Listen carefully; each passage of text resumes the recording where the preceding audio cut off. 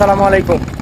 বাংলাদেশে অতিরিক্ত police commissioner জিবির হারুন আঙ্কেল, ওনার একটি বাতের হোটেল ছিল। আপনারা সকলেই জানেন যে এই হারুন আঙ্কেলের একটি বাতের হোটেল ছিল। ওইখানে বেচালার মানুষ যে খাওয়া দাওয়া করতো এবং কি অনেকের ফ্যামিলি থাকার পরেও অনেকেই যে ওইখানে বেচালার সেজে খাওয়া দাওয়া করতো।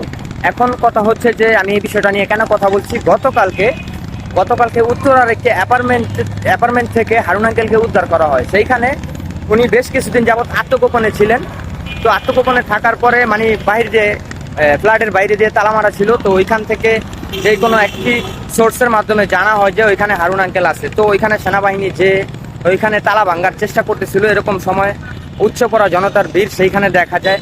এই জনতার ভিড়ের কারণ হচ্ছে আসলে ওইখানে অনেকের ভিতরে ক্ষোভ থাকে, অনেকের ভিতরেই ক্ষোভ আছে বা অনেকের কাছ থেকে টাকা খাইছে, এরকম অনেক বিষয়।